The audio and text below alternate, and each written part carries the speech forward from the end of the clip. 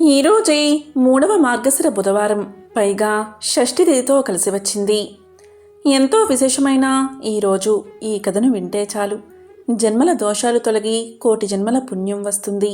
మరి ఆ కథ ఏంటో ఇప్పుడు తెలుసుకుందాం. శ్రీకృష్ణుడు అర్జునుడు కలిసి వెళుతూ ఉండగా వారికి మార్గ మధ్యలో ఒక పేద యాచకుడు కనిపించాడు.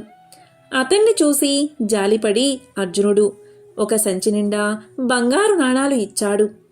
అవి తీసుకుని సంతోషంగా ఆ యాచకుడు ఇంటికి వెళ్తూ ఉండగా మార్గమధ్యలో ఒక దొంగ యాచకుణ్ణి కత్తితో బెదిరించి అతని దగ్గర ఉన్న నాణాల సంచిని లాక్కున్నాడు.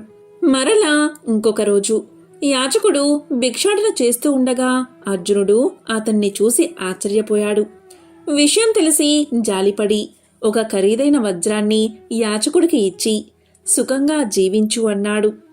అతను ఈసారి జాగ్రత్తగా ఆ వజ్రాన్ని ఇంటికి తీసుకువెళ్లి గదిలో ఒక మూలాన ఉన్న ఒక కుండలో దాన్ని దాచిపెట్టి ఆ రాత్రి పడుకున్నాడు. తీరా తెల్లవారు లేచి చూసేసరికి ఇంట్లో అతని భార్య లేదు. అంతేకాదు ఆ కుండ కూడా లేదు.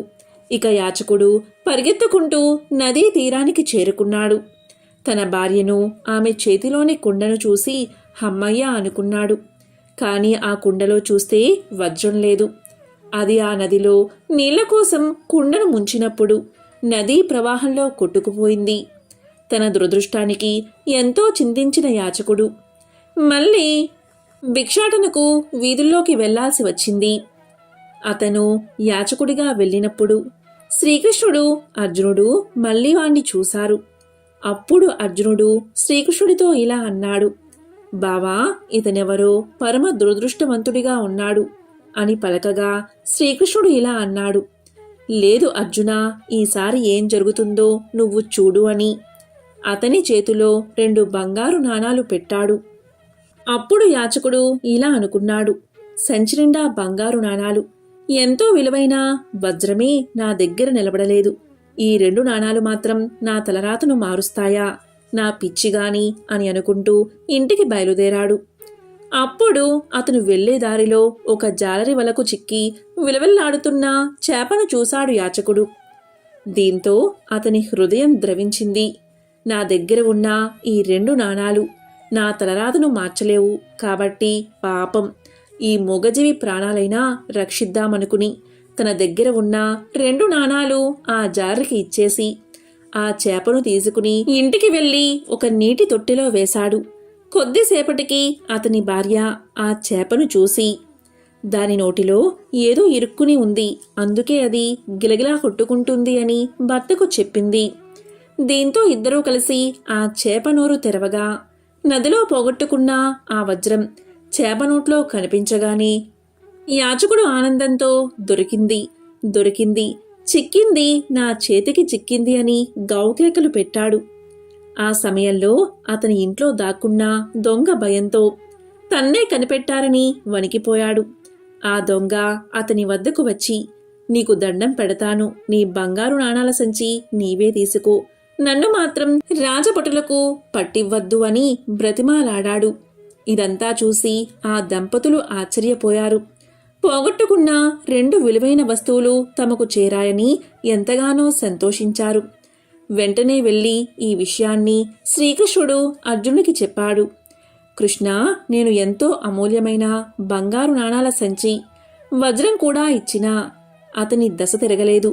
కానీ నీవిచ్చిన 2 నాణాలు అతని జీవితాన్ని మలుపు తిప్పాయి. ఇది ఎలా సాధ్యం అని ప్రశ్నించాడు అర్జునుడు. అందుకు శ్రీకృష్ణుడు ఇలా అన్నాడు: అర్జునా, అతని వద్ద బంగారం, వజ్రం ఉన్నప్పుడు అతను తన అవసరాల గురించి మాత్రమే ఆలోచించాడు. ఇక 2 నాణాలు ఉన్నప్పుడు మరో జీవి యొక్క మంచి చెడు, కష్ట సుఖాల గురించి ఆలోచించాడు. నిజానికది భగవంతుడి పని. అతడు దేవుడి పనిని పంచుకున్నాడు, కాబట్టి అతని కష్టాలను నేను పంచుకున్నాను. ఇదే విషయమన్నాడు శ్రీకృష్ణుడు. కాబట్టి స్వార్థంతో మనిషి ఉన్నప్పుడు ఏదీ కలిసిరాదు. ఎప్పుడైతే ఇతరుల గురించి ఆలోచిస్తారో అప్పుడే వారికి మంచి జరుగుతుంది. ఈ కథను ఎవరైతే ఈరోజు వింటారో వారి దశ తిరిగి రాజయోగం పడుతుంది. జన్మల పాపాలు తొలగి కోటి జన్మల పుణ్యం వస్తుంది. ఒకనాడు పరీక్షిత్ మహారాజు దివ్య యాత్ర చేస్తున్న సందర్భంలో ఒక ఆశ్చర్యకరమైన విషయాన్ని చూశాడు. అది ఏంటి అంటే, ఒంటి కాలు కలిగిన ఎద్దు ఒకటి నిల్చుని ఉంది. దాని ముందు ఒక ఆవు ఏడుస్తూ ఉంది. అప్పుడు ఆ ఎద్దు, ఎందుకు ఏడుస్తున్నావు అని ఆవును ప్రశ్నిస్తుంది. అందుకు ఆవు, నేను ఏడుస్తున్నది నా గురించి కాదు. ఆ కలి ప్రభావం చేత దేవతలకు, ఋషులకు, పితృదేవతలకు, నీకు, నాకు, గోవులకు, వర్ణాశ్రమాలకు బాధ కలుగుతుంది కదా, అందుకే బాధపడుతున్నాను అని సమాధానం చెప్పింది. అదంతా చూసిన మహారాజు ఇలా అనుకున్నాడు, ఒక కాలు మీద ఎద్దు ఎలా నిలబడగలదు? దాన్ని చూసి ఆవు బాధపడ్డం ఏమిటి అంటే, అక్కడ ఉన్నది మామూలు ఆవు, ఎద్దులు కావు అనుకున్నాడు. ఆ ఆవు భూదేవి, వృషభమే ధర్మదేవత. శ్రీకృష్ణుడు అవతారం చాలించిన తర్వాత కలియుగం ప్రారంభమైన సమయంలో కలి ప్రవేశించినప్పుడు ఆ కలిపురుషుడి ప్రభావం వల్ల ధర్మం యొక్క సత్యము, శౌచము, తపస్సు, దయ అనే 4 పాదాలలో 3 నశించి ఒక కాలు మాత్రమే మిగిలినందుకు ఆ భూదేవి ఏడుస్తుంది. నశించిపోయిన 3 పాదాలు శౌచము, తపస్సు, దయ, మిగిలింది సత్యము, ఎన్నటికీ నశించదు. ఈ విధంగా ఆవు దుఃఖిస్తూ ఉండగా అపారమైన కోపం కలవాడు, దండం చేతిలో ఉన్నవాడు, రాజు ఆకారంలో ఉన్నవాడు ఒకడు వచ్చి ఆవును తన కాలితో తన్నాడు. ఆ ఆవు వెంటనే కింద పడిపోయింది. తరువాత ఒంటికాలితో ఉన్న ఎద్దును కూడా తన్నాడు. అది కూడా కింద పడింది. కింద పడిన వాటిని తన చేతిలోని దండంతో విపరీతంగా కొట్టడం మొదలుపెట్టాడు. వాటికి కళ్ళ నుంచి నీళ్లు కారుతున్నాయి. దూరంగా ఇదంతా చూసిన పరీక్షిత్ మహారాజు అతని దగ్గరకు చేరుకున్నాడు. ఆ గోవును గోమాతగాను, వృషభాన్ని ధర్మంగా గుర్తుపట్టి, అమ్మా, మీకు ఇలాంటి పరిస్థితి రావడానికి కారణం ఎవరు? మీకు 3 కాళ్ళు లేకపోవడానికి కారణం ఎవరు? ఎంతటి వారైనా సరే నేను వారి చేతులు నరికివేసి మిమ్మల్ని కాపాడతాను, చెప్పండి అని పలికాడు. అందుకు గోమాత ఇలా పలికింది, కొందరు కాలమన్నారు, కొందరు కర్మ అన్నారు, కొందరు ఇది యుగ సంధి అన్నారు, ఏవేవో కారణాలు చెప్పారు. ఏది ఏమైనప్పటికీ ధర్మం యొక్క పాదాలు తెగిపోయాయి అని పలికింది.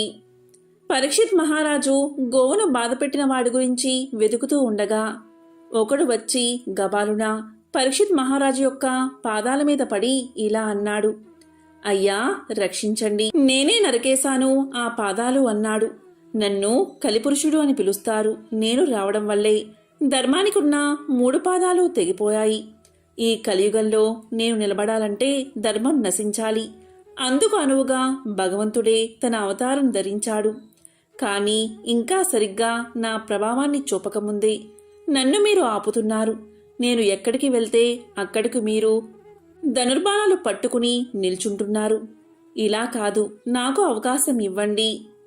నువ్వు ఫలానా చోట ఉండు అని చెప్పండి, నేను అక్కడే ఉంటాను. అంతేకాని నేను వెళ్ళిన చోటల్లా మీరు అడ్డంగా నిలబడితే యుగధర్మం నెరవేరదు. ఇది కలియుగం, నేను ప్రవేశించి తీరాలి. కాబట్టి నాకు కొన్ని స్థానాలు ఇవ్వండి అని వేడుకున్నాడు. దానికి పరీక్షిత్ మహారాజు ఇలా అన్నాడు, నీకు 4 స్థానాలు ఇస్తున్నాను. అక్కడ నీవు ఉండవచ్చు. మొదటిది జోదశాలయందు నీవు ఉండవచ్చు. రెండవది మద్యపానశాల, అక్కడ నీవు స్వేచ్ఛగా తిరుగుతూ ఉండు. అదేవిధంగా ధర్మానికి కట్టుబడని స్త్రీ పురుషుల ఇంట్లో నీవు ఉండవచ్చు. ఇక 4వ స్థానం వచ్చేసి జీవహింస జరిగే ప్రదేశాల్లో నీవు ఉండవచ్చు అని పరీక్షిత్ మహారాజు చెప్పాడు. అది విని కలిపురుషుడు ఇలా పలికాడు, అయ్యా, మీరు 4 స్థానాలు నాకు ఇచ్చారు, కానీ అక్కడ నేను నిలబడ్డానికి వీలులేదు. ఎందుకంటే పరీక్షిత్ మహారాజు యొక్క పరిపాలనలో వాటి జోలికి ఎవ్వరూ వెళ్లరు. కనుక నాకు మరొక స్థానాన్ని ప్రసాదించండి అని అడిగాడు. అందుకు పరీక్షిత్ మహారాజు ఇలా అన్నాడు, సరే, 5వ స్థానం వచ్చేసి బంగారం, అక్కడ కూడా నీవు ఉండవచ్చు అని పలికాడు పరీక్షిత్ మహారాజు. అది విని కలిపురుషుడు ఇలా అన్నాడు, చాలు మహానుభావా, చాలు మహాప్రభు, చాలు అని నమస్కారం చేసి అక్కడి నుంచి వెళ్ళిపోయాడు. ఆ ఒక్క మాట వల్లే పరీక్షిత్ మహారాజు అంతమైపోయాడు. ఎందుకంటే మహారాజు ఒంటి నిండా బంగారమే. దీంతో కలి పరీక్షిత్ మహారాజులోకి ప్రవేశించాడు. ఆ విధంగా కలి ప్రభావం వల్ల పరీక్షిత్ మహారాజు ఏమయ్యాడో ఇప్పుడు చూద్దాం. పరీక్షిత్ మహారాజు ధర్మం, అర్థం, కామం అనే పురుషోత్తాలు అతిక్రమించకుండా, ప్రజలకి ఏ కష్టమూ కలగకుండా భూమి మీద ఉన్న ప్రజలందరినీ కాపాడుతూ 60 సంవత్సరాలు రాజ్య పాలన చేశాడు. ఒకరోజు ఆ మహారాజు అడవికి వెళ్ళి పెద్ద పెద్ద జంతువుల్ని వేటాడుతున్నాడు.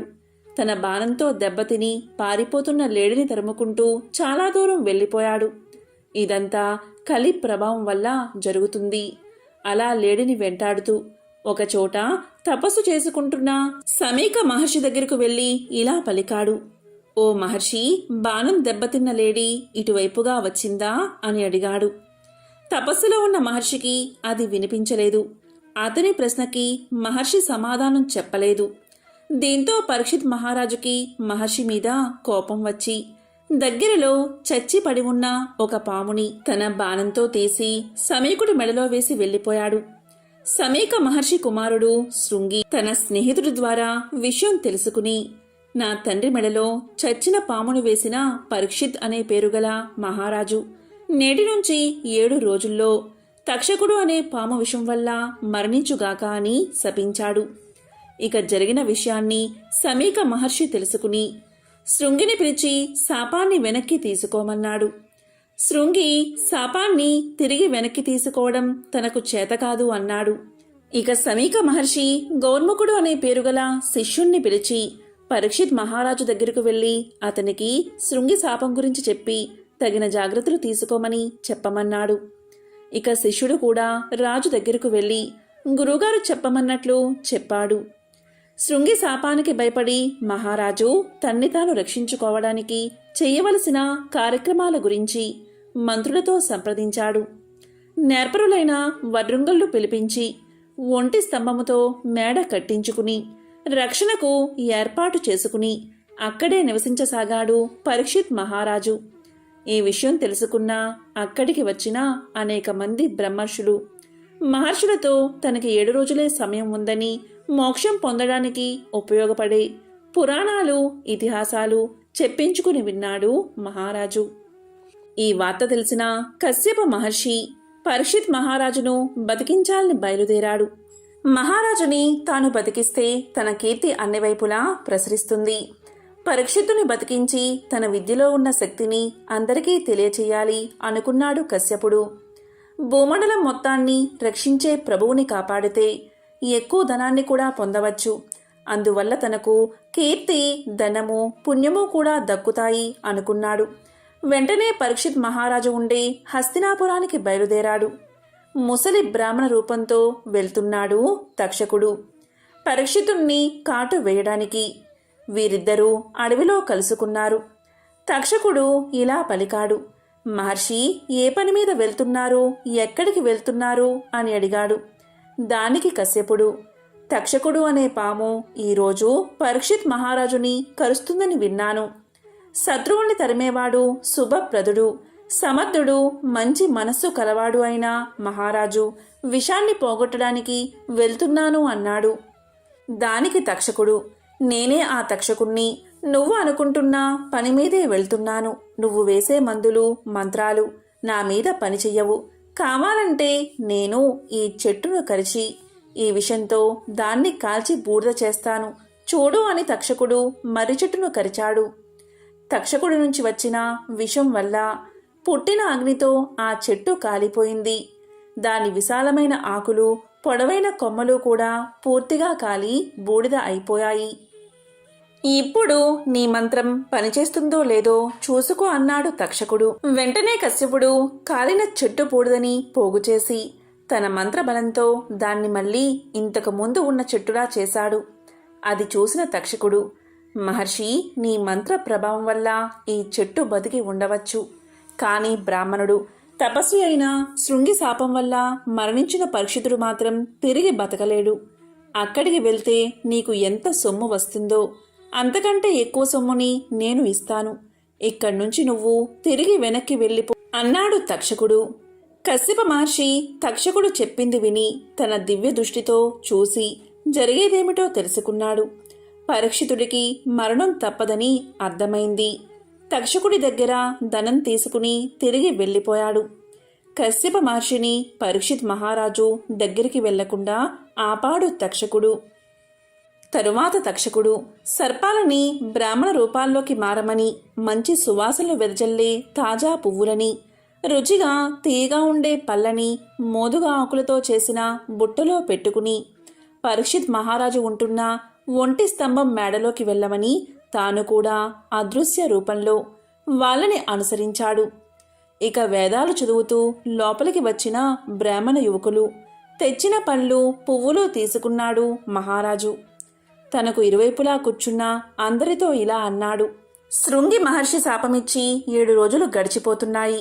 సూర్యుడు అస్తమిస్తున్నాడు అని చెబుతూ తన దగ్గర ఉన్న పళ్ళ బుట్టల్ని చూపించి వీటిని అందరికీ పంపండి అని చెప్పాడు. అందరికీ పంచడం అయిపోయాక తాను కూడా ఒక పండును తీసుకున్నాడు. అందులో ముందుగా నల్లగా కనబడి అంతలోనే ఎర్రని రంగులో పాముగా మారి అగ్నిజ్వాలల్లా విషాన్ని చిమ్ముతూ తక్షకుడు బయటకు వచ్చి పరీక్షిత్ మహారాజును కరిచి వెళ్ళిపోయాడు. తక్షకుడి కాటు వల్లే జనమేజయ మహారాజు యొక్క తండ్రి అయిన పరీక్షిత్ మహారాజు మరణించాడు. కాబట్టి బంగారంతో పాటు ఈ 5 స్థానాలలో కలి ప్రభావం ఉంటుంది. ఈ 5 స్థానాల్లో ఎక్కువగా మనం మోహం పెంచుకుంటే మనం నైతికంగా పతనం అవుతాం. గ్రహాలలో బుధవారం బుధుణ్ణి పూజిస్తాం. మరి ఇంతటి విశేషమైన రోజు బుధుడికి సంబంధించిన ఈ కథలను విన్నా, చదివినా, చెప్పినా, వినిపించినా జన్మల పాపాలు తొలగిపోతాయి. ప్రతి పనిలోనూ మీదే విజయం కలుగుతుంది. మరి ఆ కథ ఏంటో ఇప్పుడు ఈ వీడియోలో తెలుసుకుందాం. అత్రి మహర్షి బ్రహ్మ మానస పుత్రుడు. అత్రి మహర్షికి అనసూయ యందు బ్రహ్మ శివ కేశవాంశలతో చంద్రుడు, దుర్వాసుడు, దత్తాత్రేయుడు అనే 3 కుమారులు జన్మించారు. చంద్రుడు బ్రహ్మాంశతో జన్మించాడు. చిన్నతనంలోని చంద్రుడు దీక్షతో బ్రహ్మ గురించి తపస్సు చేశాడు. ఆ తపస్సుకు మెచ్చిన బ్రహ్మ చంద్రుణ్ణి లతలకు, వృక్షాలకు, ఔషధాలకు, నక్షత్రాలకు అధిపతిని చేశాడు. తరువాత చంద్రుడు రాజసూయ యాగం చేసి దక్షపుత్రికలను 27 మందిని వివాహం చేసుకున్నాడు. ఆ వయస్సులోనే చంద్రుడు దేవగురువైన బృహస్పతి దగ్గరకు శాస్త్ర జ్ఞానం కోసం విద్యాభ్యాసానికి వెళ్ళాడు. గురువును, గురుపత్నిని సేవిస్తూ చదువు సాధిస్తున్నాడు. ఒకనాడు గురువైన బృహస్పతి ఇంద్రుడి రాజధాని అయిన అమరావతికి యజ్ఞం చేయడానికి వెళ్ళాడు. బృహస్పతి భార్య తారకు అందగాడైన చంద్రుడిపై మోహం కలిగింది. ఆమె కవ్వింపు చర్యలకు యువకుడైన చంద్రుడు ఆకర్షితుడు అయ్యాడు. గురుపత్ని అని కూడా మరచిపోయి తార విలాసాలకు లొంగిపోయి ఆమెను ప్రియురాలుగా చేసుకున్నాడు. బృహస్పతికి భయపడి ఆమెను లేవదీసుకుని దూరంగా పారిపోయాడు. ఎవ్వరు చెప్పినా చంద్రుడు తారను వదిలిపెట్టలేదు. ఈ కారణంగా చంద్రుడికి బృహస్పతికి మధ్య శత్రుత్వం మొదలైనది. రాక్షసుల గురువైన శుక్రాచార్యునకు దేవతల గురువైన బృహస్పతితో సహజంగానే విరోధముంది. అందువల్ల శుక్రాచార్యులు, రాక్షస వీరులు కలిసి చంద్రుడి పక్షం చేరి బృహస్పతిని ఎదిరించారు. దేవేంద్రుడు దేవతలతో కలిసి బృహస్పతికి అండగా నిలిచాడు. తార విషయంగా 2 వర్గాల మధ్య పెద్ద యుద్ధమే జరిగింది. 2 పక్షాలలో చాలామంది మరణించారు. బృహస్పతి తండ్రి అయిన అంగీరసుడు ఈ సమస్యను ఎలా అయినా పరిష్కరించమని బ్రహ్మదేవుణ్ణి శరణు వేడుకున్నాడు. అప్పుడు బ్రహ్మదేవుడు వచ్చి చంద్రుణ్ణి మందలించి తారను బృహస్పతికి అప్పగించాడు. అప్పుడు బృహస్పతి తారతో ఇలా అన్నాడు. ఓ అపవిత్రురాలా, సిగ్గులేక వేసేలాగా అధర్మంగా ఆ చంద్రుడి వల్ల గర్భాన్ని తెచ్చుకున్నావు. ఆ గర్భం దించుకో అన్నాడు. అయినా తార వినకుండా చక్కటి బంగారు రంగుగల అందమైన బాలుణ్ణి ప్రసవించింది. ఆ శిశువు దివ్య తేజో విలాసుడై మోహనాకారంతో ఉన్నాడు. ఆ బాలుణ్ణి చూసిన తర్వాత బృహస్పతి, చంద్రుడు ఆ బిడ్డ నాది అంటే నాదని వాదులాడుకున్నారు. తగువు తీర్చడానికి వచ్చిన దేవతలు, మునులు ఈ విషయం తల్లి మాత్రమే చెప్పగలదని నిర్ణయించారు. అప్పుడు బ్రహ్మదేవుడు తారను ఒంటరిగా పిలిచి ఆ బాలుడి తండ్రి ఎవరో చెప్పమన్నాడు. దానికి తార సిగ్గుపడుతూ ఆ బాలుడు తనకు చంద్రుడి వల్ల పుట్టాడని తెలియచేసింది. అప్పుడు బ్రహ్మ ఆ బాలుడికి బుధుడు అని నామకరణం చేసి చంద్రుడికి అప్పగించాడు. కుమారుణ్ణి తన ఇంటికి తెచ్చుకున్న చంద్రుడి ఆనందానికి హద్దులు లేవు. ఆ బాలుణ్ణి తన భార్య అయిన రోహిణి చేతిలో పెట్టాడు. రోహిణి బుధుణ్ణి చాలా ప్రేమగా పెంచింది. బుధుడు చిన్నతనం నుంచి బుద్ధిమంతుడు అనే పేరు తెచ్చుకున్నాడు. పెరిగి పెద్దవాడై తపస్సు చేసి అధిక తేజోమూర్తి అయి గ్రహమండలంలో చోటు సంపాదించుకున్నాడు. సూర్య భగవానుడికి విశ్వకర్మ కుమార్తె సంజ్ఞ వల్ల వైవస్వతుడు జన్మించాడు. ఆయన 7వ మనువుగా ప్రసిద్ధుడు. వైవస్వత మనువుకి 9 కొడుకులు. వారు వివిధ భూమండలాలకు పరిపాలకులుగా నియమితులయ్యారు.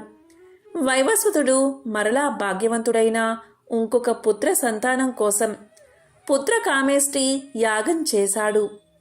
యాగం చేసేటప్పుడు మనువు భార్య రోతను ఆశ్రయించి కూతురు పుట్టేటట్లు చేయమని కోరి వ్రతాన్ని ఆచరించింది. హోత యజ్ఞకుండాన్ని సమీపించి కూతురు కలుగుగాక అని చెప్పి హవిస్సును సమర్పించాడు. హోత చేసిన ఈ చర్య వల్ల పుత్రునకు బదులుగా ఒక పుత్రిక జన్మించింది. ఆమె ఇలా: కొడుకు కావాలని యజ్ఞం చేస్తే కూతురు ఎందుకు పుట్టిందో తెలుసుకోవాలని మనువు వశిష్ఠుడి వద్దకు వెళ్ళి అడిగాడు. వశిష్ఠుడు దివ్య దృష్టితో జరిగింది తెలుసుకున్నాడు. అప్పుడు వశిష్ఠుడు ఇలా చెప్పాడు: రాజా, హోత చేసిన తప్పు వల్ల ఇలా జరిగింది. అయినా నువ్వు విచారించకు, నేను పరిష్కారాన్ని ఆలోచిస్తాను అన్నాడు వశిష్ఠుడు. పూజ్యుడైన వశిష్ఠుడు మనువు కూతురు మగతనం కోసం ఏకాగ్ర చిత్తంతో శ్రీహరిని ప్రార్థించాడు. శ్రీహరి మెచ్చి ముని కోరిన వరాన్ని అనుగ్రహించాడు. ఆ కారణంగా ఇలా మగవాడిగా మారి సుద్యుమ్నుడు అనే పేరుతో పెరుగుతూ ఉంది. ఆ సుద్యుమ్నుడు రాజ్యాన్ని పరిపాలిస్తూ ఒకరోజు తన మంత్రులతో కలిసి కారడవికి వేటకు బయలుదేరాడు. క్రూర జంతువులు వేటాడుతూ ఉత్తర దిక్కుగా వెళ్లి మేరుపర్వతం దగ్గరున్న కుమారవనం చేరాడు సుద్యుమ్నుడు. ఆ కుమారవనంలో పార్వతీ పరమేశ్వరులు ఏకాంతంగా విహరిస్తూ ఉంటారు. ఆ వనంలో కాలు పెట్టగానే రాజు వెంట వచ్చిన వారందరూ స్త్రీలుగా మారిపోయారు. ఎందుకు అంటే పూర్వం శివుణ్ణి దర్శించాలి అనే కోరికతో కొందరు మునులు ఆ అడవిలో తిరుగుతూ కుమారవనంలోకి ప్రవేశించారు. ఆ సమయంలో శివుని ఒడిలో ఉన్న పార్వతీదేవి మునుల్ని చూసి సిగ్గుతో లేచి కూర్చుంది. దూరం నుంచి గమనించిన మునులు శివదర్శనానికి సరైన సమయం కాదని తలచి బదరికా వనానికి వెళ్ళిపోయారు. తరువాత భగవంతుడైన పరమేశ్వరుడు తన ప్రియసఖి వేడుక కోసం ఈ కుమారవనంలోకి ఎవరు ప్రవేశించినా స్త్రీలుగా మారిపోవుగాక అని పలికాడు. ఆ కారణంగానే సుద్యుమ్నుడు తిరిగి స్త్రీగా మారిపోయాడు.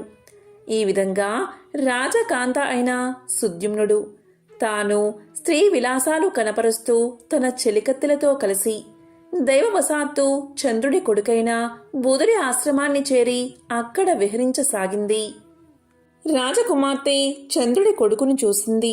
బుధుడు కూడా ఆమెను చూశాడు. ఆమె తన అందంతో శృంగార చేష్టలతో బుధుణ్ణి ఆకర్షించి వలచి వలపించి పరిణయం చేసుకుంది.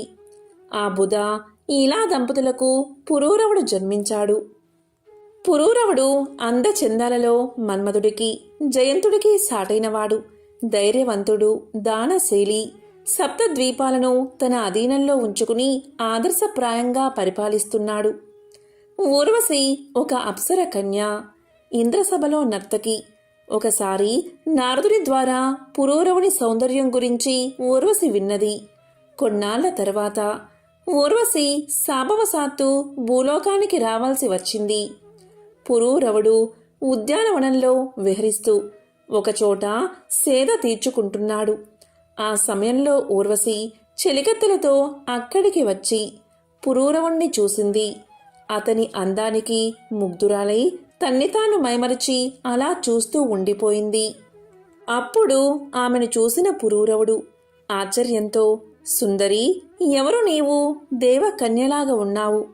ఇక్కడికి ఎలా వచ్చావు అని అడిగాడు. దానికి ఆమె, రాజా, నా పేరు ఊర్వశి. నేను ఒక దేవకాంతను. ఒక అనివార్య కారణం వల్ల కొన్నాళ్ళు ఈ భూలోకంలో ఉండాల్సి ఉంది. నారదుని ద్వారా నీ అంద చందాలు పరాక్రమం గురించి విన్నాను అని సమాధానం చెప్పింది. పురూరవుడు కూడా అప్సరకాంత అందానికి, ఆమె వయ్యారపు సొగసుకు దాసుడు అయిపోయాడు. తన మందిరంలో ఉండి తన్ని అనుగ్రహించమని వేడుకున్నాడు. ఊర్వశి తనకు పురూరవునిపై ఉన్న కోరిక నెరవేరబోతున్నందుకు ఎంతో ఆనందించింది. అప్పుడు ఆమె ఇలా పలికింది, రాజా, నీపై నాకు మోహం ఏర్పడింది. నీతో జీవించడం కూడా నాకు ఇష్టమే. కానీ నేను 2 గొర్రె పిల్లలను నా బిడ్డల్లాగా పెంచుకుంటున్నాను. నీవు వీటిని పోషించాలి. వాటికి ఎటువంటి ఆపద రాకుండా రక్షించాలి. నువ్వు దిశ మొలతో నాకు ఎప్పుడూ కనబడకూడదు. నా ఆహారం నెయ్యి, దానికి ఎప్పుడూ కొరత రాకూడదు. వీటిలో ఏది జరగకపోయినా అదే క్షణం నిన్ను విడిచి వెళ్ళిపోతాను అంది ఊర్వశి. రాజు ఆ నియమాలకు అంగీకరించి ఆమెను తన రాజభవనానికి తీసుకెళ్లాడు. ఊర్వశి పురూరవులిద్దరూ ఒక్కటై విహరిస్తూ ఆనందంగా జీవితాన్ని గడుపుతున్నారు. కొన్నాళ్ల తర్వాత ఇంద్రసభలో ఊర్వశి లేకపోవడం గ్రహించిన ఇంద్రుడు ఆమె ఎక్కడుందో వెతికి పట్టుకురమ్మని కొందరు గంధర్వులను నియమించాడు. వారు నడిరాత్రి భూలోకం వచ్చి ఊర్వశి పెంచుకుంటున్న గొర్రెలను పట్టుకున్నారు. అవి భయంతో గట్టిగా అరవడం మొదలుపెట్టాయి. ఆ అరుపులకు నిద్రలేచిన ఊర్వశి తన గొర్రెను రక్షించడం కోసం పురూరవుణ్ణి నిద్ర లేపడానికి ప్రయత్నించింది.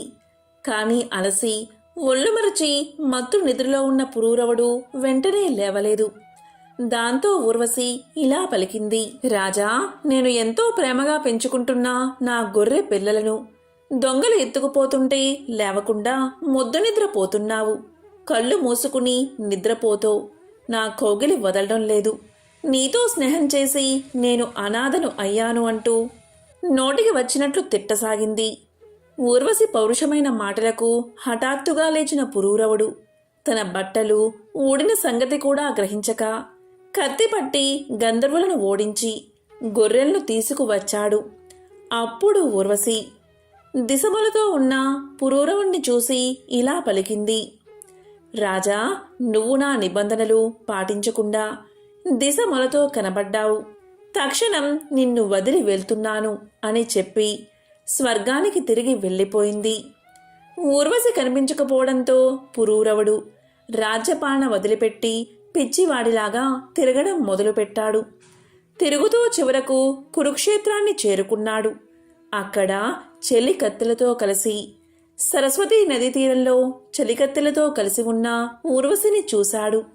వెంటనే ఆమెను గట్టిగా కౌగలించుకుని, నన్ను మరచి ఎక్కడికి వెళ్ళిపోయావు అంటూ విలపించసాగాడు. అతని దుస్థితి చూసి జాలిపడిన ఊర్వశి ఆ రాత్రి పురూరవుడితో గడిపింది. మరునాడు ఉదయం నిద్ర లేచాక రాజుతో ఇలా పలికింది, నీ అనురాగ ఫలితంగా నేను గర్భవతిని అయ్యాను. నువ్వు మహారాజువి. రాజ్యపాలన నీ ధర్మం. సంవత్సరం తర్వాత నేను వచ్చి నీ బిడ్డను నీకు తెచ్చి ఇస్తాను. గంధర్వులను ప్రార్థించు, వారు నిన్ను కరుణిస్తారు అని నచ్చ చెప్పి వెళ్ళిపోయింది ఊర్వశి. దీంతో రాజు సంతృప్తిగా రాజధానికి వెళ్ళిపోయాడు. పురూరవుడు గంధర్వులను మనస్ఫూర్తిగా ప్రార్థించాడు. ఇక సంవత్సరం కాగానే ఊర్వశికి ఒక పుత్రుడు జన్మించాడు. గంధర్వులు పురూరవుని వద్దకు వచ్చి తనను ఊర్వశిని విడదీసినందుకు క్షమించమని కోరారు. ప్రతిఫలంగా వారు ఒక అగ్నికుండకును ఇచ్చి యజ్ఞం చెయ్యమన్నారు. యజ్ఞఫలంగా ఊర్వశితో పాటు తన కుమారుడు లభిస్తారని దీవించారు. పురూరవుడు ఆ విధంగానే చేశాడు. వేదోక్తంగా యజ్ఞం నిర్వర్తించాడు. దాని ఫలితంగా ఊర్వశిని తన కుమారుణ్ణి పొందాడు. ఊర్వశితో అన్ని లోకాల్లో విహరిస్తూ ప్రజారంజకంగా రాజ్యపాలన సాగించాడు. ఊర్వశి ద్వారా ఇంకొక 5 కుమారులను పొందాడు. పురూరుని కుమారులు ఆయువు, ధీమంతుడు, అమానసుడు, విశ్వావసుడు, శతాయువు, చిరాయు ద్వారా చంద్రవంశం వృద్ధి చెందింది. ఇదే బుధుడి పుట్టుక.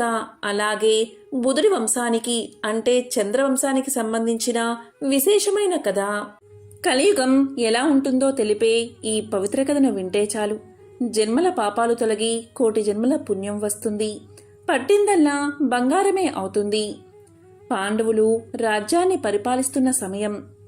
రాబోయే కలియుగం ఎలా ఉండబోతుందో, ఆ కలియుగంలో మానవులు ఎలా ప్రవర్తిస్తారో అనే విషయం తెలుసుకోవాలని కోరిక పాండవులకు కలిగింది.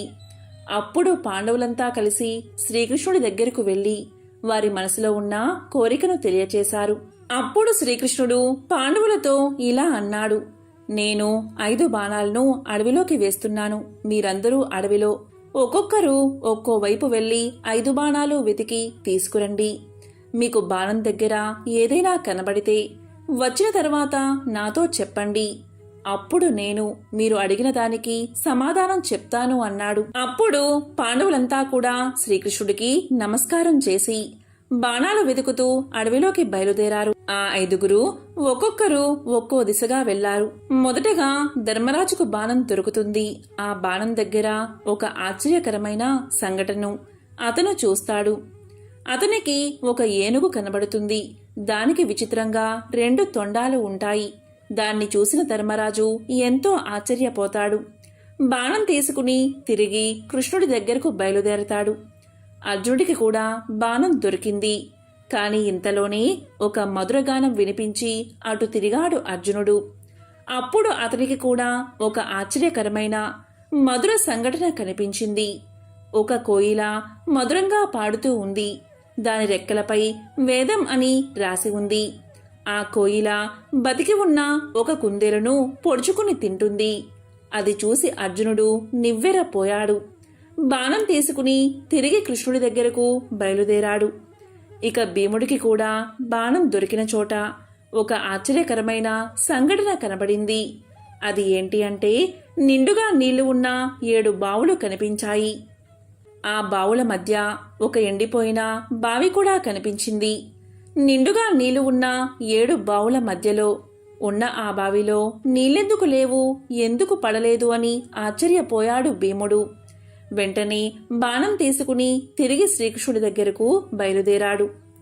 మరోవైపున నకులుడికి కూడా బాణం దొరికిన చోట ఒక వింత సంఘటన కనబడింది.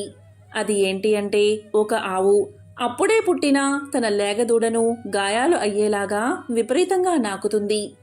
చుట్టూ ఉన్న జనం అతి కష్టం మీద ఆవు దూడలను విడదీశారు. అది చూసి నకులుడికి ఆశ్చర్యం వేసింది. నకులుడు కూడా బాణాన్ని తీసుకుని శ్రీకృష్ణుడి దగ్గరకు బయలుదేరాడు. ఇక సహదేవునికి బాణం దొరికిన చోట ఒక సంఘటన కనిపించింది. అదేంటి అంటే ఒక పర్వతం పైనుంచి ఒక పెద్ద బండరాయి దొర్లుతూ వస్తూ దారిలో ఉన్న చెట్లు అన్నిటినీ పడేస్తుంది. పెద్ద పెద్ద వృక్షాలు కూడా దాన్ని వేగాన్ని ఆపలేకపోయాయి. కాని ఆ రాయి దొర్లుతూ వచ్చి ఒక చిన్న మొక్క దగ్గర ఆగిపోయింది. అది చూసిన సహదేవుడికి ఏమీ అర్థం కాలేదు. బాణాన్ని తీసుకుని కృష్ణుడి దగ్గరకు బయలుదేరాడు. తరువాత పాండవులందరూ ఒక దగ్గర చేరి తాము చూసిన విషయాలను శ్రీకృష్ణుడికి చెప్తామని అతని దగ్గరకు బయలుదేరారు. పాండవులందరూ కలిసి శ్రీకృష్ణుడి దగ్గరకు చేరి అతనికి నమస్కారం చేశారు. అప్పుడు కృష్ణుడు పాండవులతో మీరు చూసిన విషయాలు ఏంటో చెప్పండి అన్నాడు. అప్పుడు మొదటిగా ధర్మరాజు ఇలా చెప్పాడు: కృష్ణ, నేను బాణం దగ్గర మొట్టమొదటిసారిగా 2 తొండాలు కలిగిన ఏనుగుని చూశాను. దాన్ని చూసిన వెంటనే నాకు చాలా ఆశ్చర్యం కలిగింది. ఎందుకు ఏనుగుకు 2 తొండాలు ఉన్నాయి అని అడిగాడు. ఇలాంటి వింతను నేను ఎప్పుడూ చూడలేదు కృష్ణ, దాని గురించి వివరించి చెప్పు అని అడిగాడు. దానికి కృష్ణుడు ధర్మరాజుతో ఇలా చెప్పాడు: ఓ ధర్మరాజా, నీకు కనిపించిన ఈ దృశ్యానికి కలియుగానికి సంబంధముంది. కలియుగంలో మానవులు 2 ముఖాలు ఉన్నట్లుగా ప్రవర్తిస్తారు. వారు పైకి ఒకటి చెప్తారు, మరొకటి చేస్తారు. వారు బయటకు ఒక విధంగా చెప్పి లోపల మనసులో మాత్రం వేరే విధంగా ఆలోచిస్తారు. కలియుగంలో వీరి రాజ్యమే నడుస్తుంది. మనిషి ఒక్కడే అయినా ఆలోచన మాత్రం 2 రకాలుగా చేస్తాడు. వీరితో చాలా జాగ్రత్తగా ఉండాలని చెబుతాడు. తరువాత అర్జునుడు ఇలా అడుగుతాడు, శ్రీకృష్ణ, నేను చూసింది ఇంకా ఆశ్చర్యంగా ఉంది. నేను బాణం తీసుకునే ప్రదేశంలో ఒక కోకిల, రెక్క మీద వేదం అని రాసి ఉంది. ఆ కోయిల మధురమైన గానం చేస్తూ జీవించి ఉన్న కుందేలను పొడుచుకుని తింటూ కనిపించింది. సాక్షాత్తు సరస్వతీదేవినే మరిపించే ఆ కోయిల ఇంత వికృతి చేష్టలు ఎలా చేయగలుగుతుంది అంటూ తనకు కలిగిన సందేహాన్ని కృష్ణుడి దగ్గర వ్యక్తం చేశాడు అర్జునుడు. అప్పుడు కృష్ణుడు ఈ విధంగా సమాధానం చెప్పాడు. అర్జున, కలియుగంలో సరస్వతీదేవిని మెప్పించి విద్యావంతులు అయిన విద్వాంసులు, తెలివైన వారు తమ జ్ఞానాన్ని సక్రమంగా వినియోగం చేయకుండా అమాయకం ప్రజలను, చదువురాని పేదవారిని మాయమాటలు చెబుతూ దోచుకుంటారు అని ఆ పక్షిలాగా వాళ్ళను పిక్కు తింటారు, కోయిల్లాగా తీయని మాటలు చెబుతూ వారిని వేధిస్తారు అని శ్రీకృష్ణుడు సమాధానం చెప్పాడు. ఆ తరువాత భీముడు ఇలా పలికాడు, కృష్ణ, నేను వెళ్ళిన చోట 7 బావులు కనిపించాయి. ఆ 7 బావుల్లో 6 నిండుగా నీరు ఉంది. కానీ మధ్యలో ఉన్న ఒక బావిలో ఒక చుక్క కూడా నీరు లేదు. ఒకే నేలపై ఉన్న ఈ 7 బావుల్లో ఇదేం తేడా అంటూ భీముడు తన సందేహాన్ని శ్రీకృష్ణుడికి చెప్పాడు. భీముడి ప్రశ్నకు సమాధానంగా శ్రీకృష్ణుడు ఇలా అన్నాడు, భీమా, కలియుగంలో ఉన్నవాడు మరింత ధనవంతుడు అవుతాడు. పేదవాడు మరింత నిరుపేదగా మారిపోయి కటిక దరిద్రాన్ని అనుభవిస్తాడు. ధనవంతుల మధ్యలో ఉన్నా కూడా పేదవాడు ఎన్నడూ ఎప్పుడూ పేదవాడిగానే ఉంటాడు. దానికి సంకేతమే ఈ బావులు అని శ్రీకృష్ణుడు సమాధానం చెప్పాడు. ఆ తరువాత నకులుడు కృష్ణుణ్ణి ఇలా అడుగుతాడు, కృష్ణ, నాకు బాణం దొరికిన చోట ఒక ఆవు దూడపై అతి ప్రేమ చూపిస్తూ నాలుకతో నాకుతుంది. ఆ ఆవు యొక్క ప్రేమ ఎలా ఉంది అంటే, ఆ ఆవు తన దూడను నాకడం వల్ల ఆ దూడకు గాయాలు అయ్యి రక్తం కారుతుంది. ఏంటి ఈ విపరీతమైన ప్రేమ అని అడగ్గా కృష్ణుడు ఇలా చెప్పాడు, కలియుగంలోని తల్లిదండ్రులకు పిల్లల మీద అధిక ప్రేమ ఎక్కువ. ఆ పిల్లలు ఆ అధిక ప్రేమ వల్ల సోమరులుగా తయారవుతారు. వాళ్ళు చూపించే అతి ప్రేమ వల్ల పిల్లల యొక్క అభివృద్ధి ఆగిపోయి సోమరులుగా తయారై భూమికి భారంగా మారతారు. జీవితంలో బాధ్యతల గురించి తెలుసుకోకముందే వారికి చిన్న వయసులోనే పెళ్లి చేస్తారు. ఈ కలియుగంలో కొడుకుపై తల్లిదండ్రులకు ఎలాంటి హక్కులు ఉండవు. కేవలం భార్యకు మాత్రమే పూర్తి హక్కులు ఉంటాయి. కలియుగంలో తల్లిదండ్రులు పిల్లలపై చూపే అతి ప్రేమకు ఆవు దూడలు చిహ్నాలు అని సమాధానం చెప్పాడు కృష్ణుడు. ఇక చివరివాడైన సహదేవుడు కృష్ణుణ్ణి ఇలా అడుగుతాడు, కృష్ణ, నాకు బాణం దొరికిన చోట ఒక పెద్ద పర్వతం నుండి ఒక భారీ బండరాయి దొర్లుకుంటూ కింద పడ్డం కనిపించింది. ఆ బండరాయి బరువుకు వేగానికి అడ్డు వచ్చిన పెద్ద పెద్ద వృక్షాలు సైతం నేలమట్టం అయిపోయాయి. కానీ ఒక చిన్న మొక్క దగ్గరకు రాగానే ఆ బండరాయి తనంతట తానే ఆగిపోయింది. అది చూసిన నేను ఆశ్చర్యానికి లోనయ్యాను. పెద్ద పెద్ద వృక్షాలకు ఆపడం సాధ్యం కాని పని ఒక చిన్న మొక్క ఎలా చేసింది అని అడుగుతాడు. దానికి కృష్ణుడు ఇలా సమాధానం చెప్తాడు, సహదేవా, కలియుగంలో మానవులు విచక్షణ కోల్పోతారు. తమ పతనానికి తామే కారణం అవుతారు. మహావృక్షాలు అంటే అతని అధికార బలం, ధనబలం ఇవేవి అతని పతనాన్ని ఆపలేవు. కానీ చిన్న మొక్క వంటి భగవంతుడి నామస్మరణ మానవుడు వినాశనం కాకుండా ఎల్లప్పుడూ కాపాడుతుంది. దీనికి సంకేతమే నువ్వు చూసిన దృశ్యం అని వివరిస్తాడు. కలియుగంలో ఎవరైతే అధర్మాన్ని పాటిస్తారో వారు జాలి దయ లేకుండా అమాయకులను పీడించుకుంటూ తింటూ వాళ్ళు మాత్రమే సుఖంగా ఉంటారు.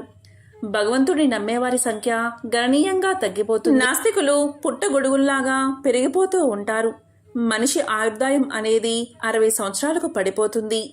8 సంవత్సరాల వయసులోనే ఆడవారు పిల్లలకు జన్మనిస్తారు అంటూ కలియుగంలో జరగబోయే సత్యాలను పాండవులకు వివరిస్తాడు శ్రీకృష్ణుడు. మహాభారతంలో శ్రీకృష్ణుడు చెప్పిన ఈ విషయాలు కలియుగంలో మనం చూస్తూనే ఉన్నాం. అందుకే మహాభారతాన్ని పంచమ వేదంగా చెప్తారు. మహాభారతంలో ఎన్నో జీవిత సత్యాలను తెలియచేసే విషయాలు కూడా ఉన్నాయి. పూర్వం మహాభారత అరణ్య పర్వంలో పాండవులు అరణ్యవాసంలో ఉన్నప్పుడు ఒక బ్రాహ్మణుడు పాండవుల వద్దకు వచ్చి ఇలా పలికాడు. చాలా కంగారు పడుతూ వచ్చి తాను అగ్నిని మదించే అరణి ఒక చెట్టు కొమ్మలో దాచరని, అప్పుడే వచ్చిన ఒక దుప్పి ఆ కొమ్మను రాజు కోనందున అరణి దాని కొమ్ముల్లో చిక్కుకుందని, ఆ తరువాత దుప్పి పారిపోతే దానితో పాటే తన అరణి కూడా దాని కొమ్ముల్లో చిక్కుకుపోవడం వల్ల దానితో పాటే పోయిందని, అది ఒక అరణ్యంలోకి ప్రవేశించి తనకు కనిపించకుండా పోయిందని, ఆ అరణి లేకపోతే తాను నిత్యమూ చేసే అగ్నిహోత్రాది కార్యాలను చెయ్యలేనని, కనుక తనకు తన అరణిని వెతికి తెచ్చి ఇప్పించాలని ప్రార్థించాడు బ్రాహ్మణుడు. ఇక ధర్మరాజు తన తమ్ములతో కలిసి వాడి బాణాలు సంధిస్తూ బ్రాహ్మణుడు చెప్పినా దిక్కువైపు దుప్పిని వెతకడానికి బయలుదేరాడు. ఎన్ని బాణాలు వారు వేసినా ఒక్కటి దానికి తగిలిన జాడ కనిపించలేదు. అది అదృశ్యమైందని వారు భావించారు. తమ ప్రయత్నం విఫలమైందని బాధపడుతూ అలసట చెందడం వల్ల ఒక మర్రి చెట్టు నీడలో విశ్రమించారు. అప్పుడు నకులుడు ధర్మరాజుతో ఇలా పలికాడు. ఆర్య, మీరు ఇంత ధర్మ తత్పరత కలవారు కదా, మన కష్టాలకు కారణం ఏమిటి అని ప్రశ్నించాడు. దానికి ధర్మరాజు నవ్వి, మన పూర్వజన్మ కర్మలే మన సుఖదుఖాలకు కారణమని పెద్దలు చెప్పారు అన్నాడు. అప్పుడు భీముడు కల్పించుకుని, ఆ రోజు పాంచాలిని నిండు కొలువులోకి ఈడ్చుకుని వచ్చినప్పుడే కౌరవులందరినీ నేను చంపేసి ఉండాల్సింది, అలా చేయకపోవడం వల్లే మనకి కష్టాలు అన్నాడు. అర్జునుడు భీముడి కోపానికి వత్తాసు పలుకుతూ అహంకారం ఆవహించి సూత కుమారుడైన కర్ణుడు ఆ రోజు పలికిన కారు కూతల్ని విని పెరిగి పందిలాగా నేను ఊరుకోబట్టే ఈ బాధలు కష్టాలు అన్నాడు. ఇక సహదేవుడు ఇలా అన్నాడు. దుష్ట ద్యూతాన్ని మనతో ఆడించిన మాయావి శకుని నేను ఆ రోజే చంపి ఉండకపోవడమే మన కష్టాలకు కారణమన్నాడు. అన్నీ విన్న అజాత శత్రువు పాండవాగ్రేసరుడు ధర్మరాజు నకునితో అన్నదమ్ములైన మనం అందరం బాగా దాహంతో బాధపడుతున్నాం. దగ్గరలో ఎక్కడైనా నీరు ఉందేమో చూసి నువ్వు తాగి మాకు కూడా తీసుకురా అని ఆదేశించాడు. దీంతో నకులుడు అన్నగారి మాటకు బద్ధుడై వటవృక్షమెక్కి నీళ్లు ఎక్కడైనా దొరుకుతాయేమో అని పరిశీలించాడు. కొంత దూరంలో ఒక జలాశయం ఉందని తెలుసుకుని అన్నగారికి చెప్పాడు. అప్పుడు ధర్మరాజు నకులుణ్ణి అక్కడికి వెళ్ళి దాహం తీర్చుకుని తమందరికీ వెంటనే మంచినీరు తేవలసిందిగా ఆజ్ఞాపించాడు.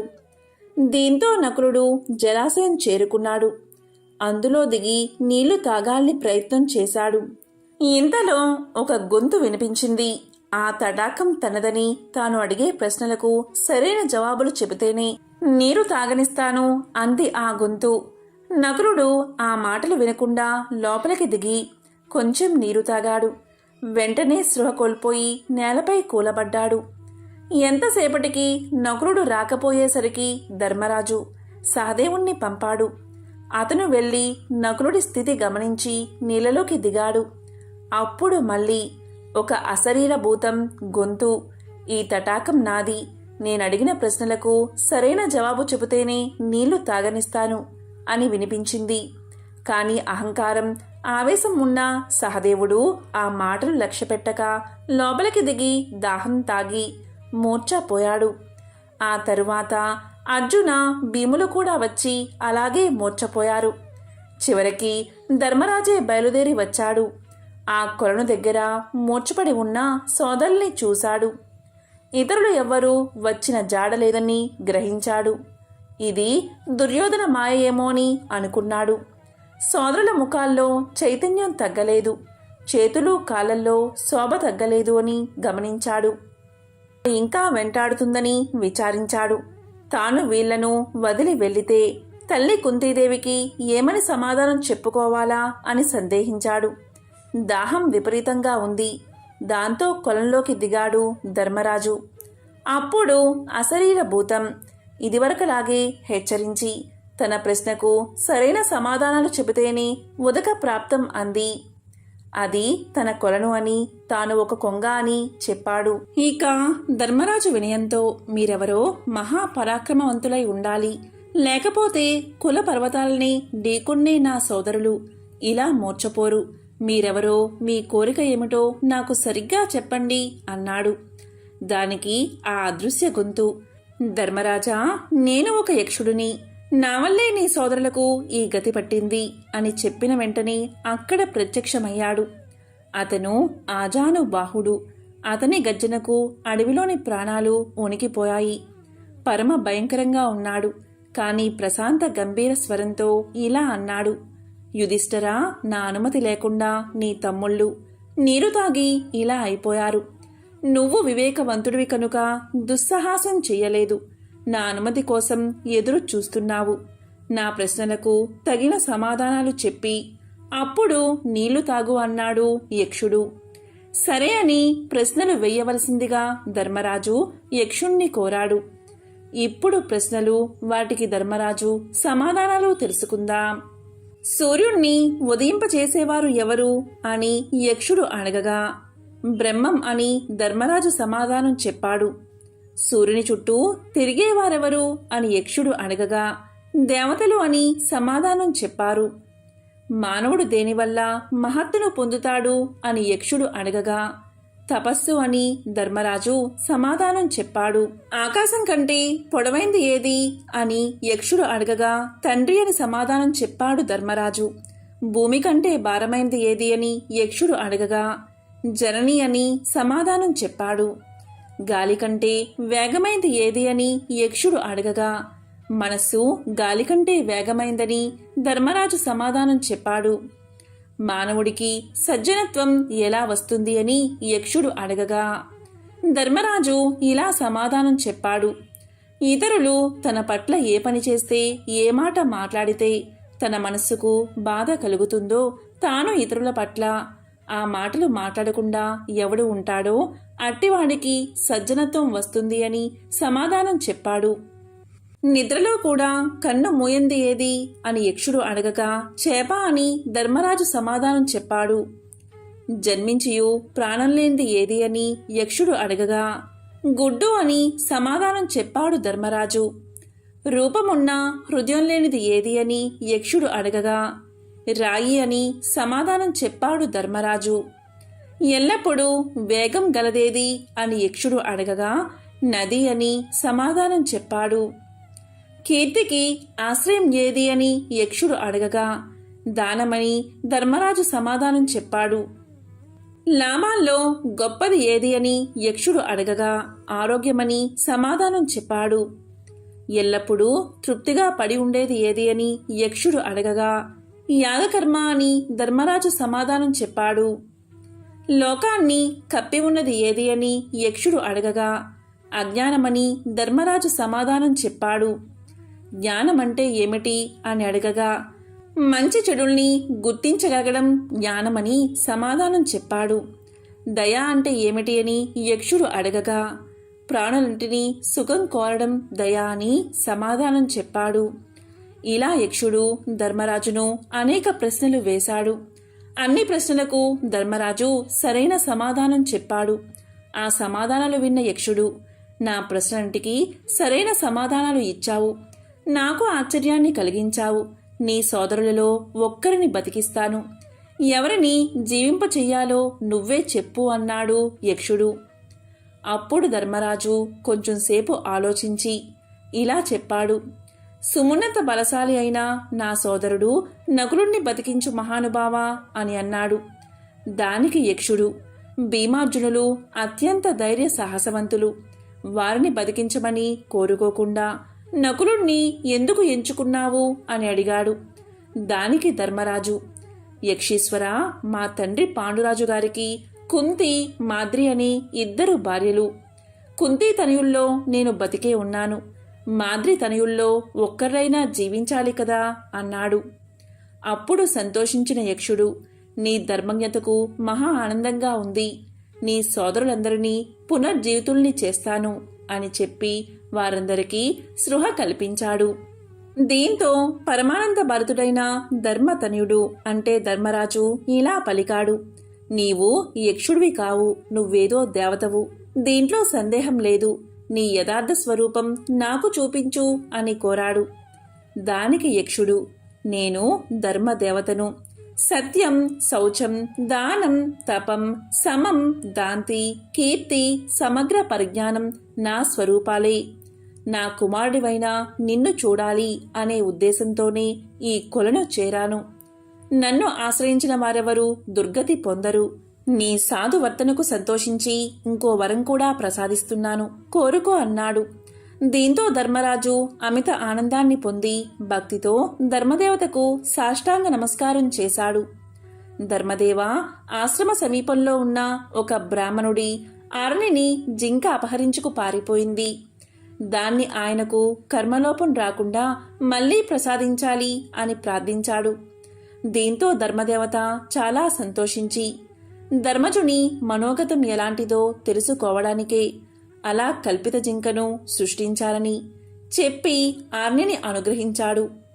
ధర్మదేవతా కుమారుడైన ధర్మరాజుపై అపార కృపా కటాక్షాలతో ధర్మనందన, మీ 12 ఏళ్ల అరణ్యవాసం పూర్తయింది. 13వ ఏడు అజ్ఞాతవాసం.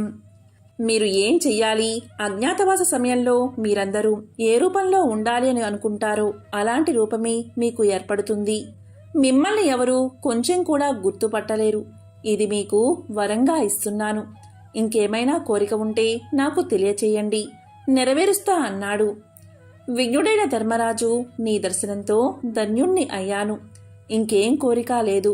నా మనసు క్రోధ, లోభ, మోహాది దుర్గుణాలకు ఎప్పుడూ దూరంగా ఉండి సదా ధర్మాచరణతో విలసిల్లేటట్లు అనుగ్రహించు అని వేడుకున్నాడు. ఆ వరాన్ని ఆనందంగా ప్రసాదించి ధర్మదేవత అదృశ్యం అయిపోయాడు. భీమార్జున, నకుల, సహదేవులు యథాస్థితికి వచ్చారు. అందరితో కలిసి ధర్మరాజు మళ్లీ ఆశ్రమానికి చేరుకున్నాడు. బ్రాహ్మణుడికి ఆరణిని అందజేసి ఆయన శుభాశిస్సులను పొంది ఆనందంగా సోదరుడితో గడిపాడు.